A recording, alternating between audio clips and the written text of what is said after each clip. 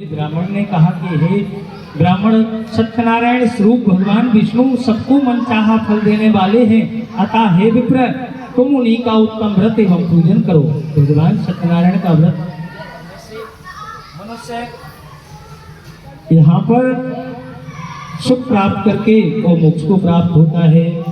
तब बूढ़ा ब्राह्मण कहने लगा, हे भगवान, गरीब ब्राह्मण ने कहा कि कृपया मुझे इस व्रत का विधान बतलाइए। आपके बतलाए अनुसार मैं यह उत्तम फल प्रदान करने वाले इस व्रत को अवश्य ही करूंगा। बूढ़े ब्राह्मण द्वेषदा विष्णु ने उसे सत्यदेव भगवान के व्रत पूजन का विधान बताया और अंतर ध्यान हो जाते हैं। निर्धन ब्राह्मण ने मन ही मन में संकल्प किया कि बूढ़े ब्राह्मणधारी भगवान ने जो बतलाया है, जो व्रत बताया है, मैं उसको अवश्य ही करूंगा।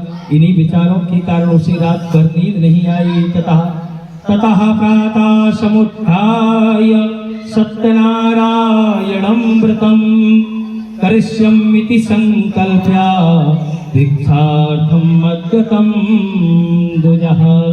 दूसरे दिन वह ब्राह्मण बड़े ही प्रातः काल उठ करके और मन में इस प्रकार के संकल्प को ले लिया और भिक्षाटन के लिए निकला कि आज जो कुछ भी भिक्षा में मिलेगा उससे मैं सत्यनारायण भगवान जी का व्रत एवं पूजन करूंगा। उस दिन उसे भिक्षा में भगवान की कृपा से काफी धन प्राप्त हुआ। उसी से ब्राह्मण ने अपने परिवार के लोगों को बुला करके और श्री सत्यनारायण भगवान का व्रत एवं पूजन किया। व्रत के प्रभाव से भगवान सत्यदेव की कृपा से वह संपत्तिवान धीरे धीरे करके संपत्तिवान हो जाता है। तब से वह उस ब्राह्मण ने प्रति माह यह व्रत करना आरंभ कर दिया और अंत में वह सब पापों से मुक्त होकर के मोक्ष हो जाता है। तदेव सर्व दुखम तु मनुजस्य विनाश्यति एवं नारायणेनोक्तम नारदाय महात्मने। हे ब्राह्मणों, हे भक्तों, इस प्रकार पृथ्वी पर जो कोई श्री सत्यनारायण भगवान का श्रद्धा पूर्वक व्रत करेगा उसकी सभी दुख एवं दरिद्र धीरे धीरे करके नष्ट हो जाएंगे। श्रीमन नारायण जी ने यही वचन नारद जी से कहे थे। अब आप लोग बताइए कि और क्या जानने की आपकी इच्छा है। अब सभी 88,000 ऋषि कहने लगे कि हे शिव जी महाराज, अब यह बताइए कि आगे चल करके इस ब्राह्मण के बाद में किस किसने इस व्रत को किया था, यह जानने की हमारी इच्छा हो रही है। तब श्री सूत जी महाराज कहने लगे, वही काष्ठम च संस्थाप्य विप्राश ग्रहमाययो तृष्णाया पीड़ितात्मा च दृष्ट्वा विप्रातिव्रतकृतं।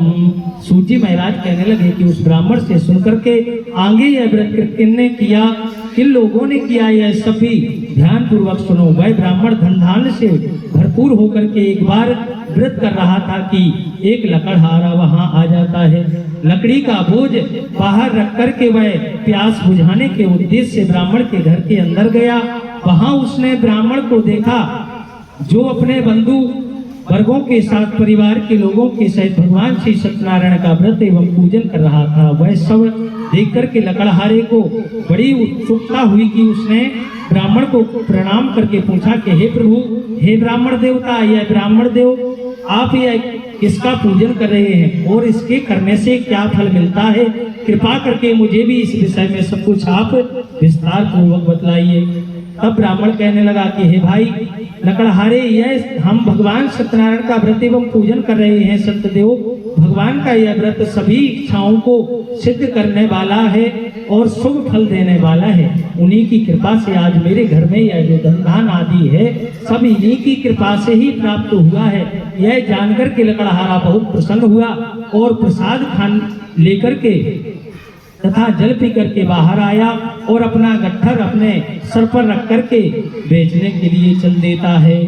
सत्यनारायणं देवं मनसौ चिंतयं काष्ठ विक्रयतो ग्रामे प्राप्यते चादये धनम।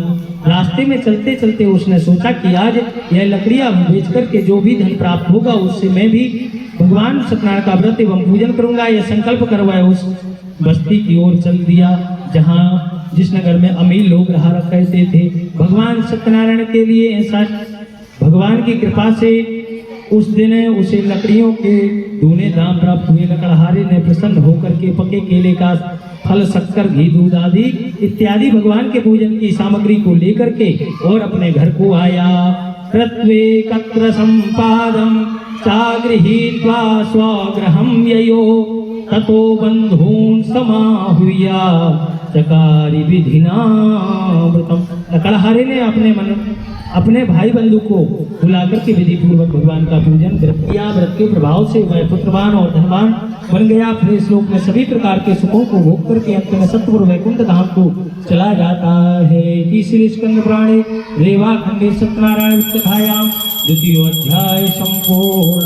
श्री राधा कृष्णार्पणमस्तु। बोले लक्ष्मी नारायण भगवान की, सत्यनारायण भगवान की, राधा कृष्ण भगवान की। श्रीमन्नारायण नारायण, श्रीमन्नारायण नारायण।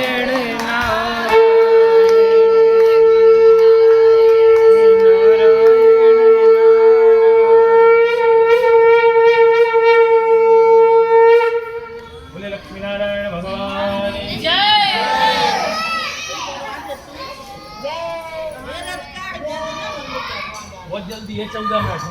आप ही से 14 मिनट बचे, कैसे हवन हो रहा है। अथ तृतीय अध्याय पुनरग्रे प्रवक्ष्यामि श्रद्धं मुनिसत्तमा पुराचोलका मुखो नामान पश्चासीन महामति। श्री सूजी महाराज कहने लगे, हे मुनियों, अब मैं आगे की कथा कहता हूँ, ध्यान से सुनो। पहले के समय में उलकामुक नाम का एक बुद्धिमान राजा था। वह बड़ा ही जितेंद्रिय संतवादी था। वह नित्य प्रति मंदिरों में जाता और गरीबों को धन दे करके उनके कष्टों को दूर किया करता था। उसकी पत्नी कमल के समान मुख वाली एक पतिव्रता थी। एक बाद में राजा रानी भद्रशिला नदी के तट पर भगवान सत्यनारायण का व्रत कर रहे थे। उसी समय साधु नामक एक देश से धान्य से भरी नौका को लेकर के वहां पहुंचा और नावं संस्थाप्य तत्तीरे जगाम नृपति प्रति दृष्ट्वा सावृतनम भूपा प्रयच्छ विनयान्वितः। साधु वेश ने नाव को किनारे पर ठहरा करके और व्यस्त राजा रानी को देखा। फिर उनके निकट जाकर के विनय पूर्वक पूछने लगा कि हे राजन, आप इतने भक्तियुक्त से या क्या कर रहे हैं, किसका पूजन कर रहे हैं, कृपा करके मुझे सब कुछ विस्तार से बतला दीजिए।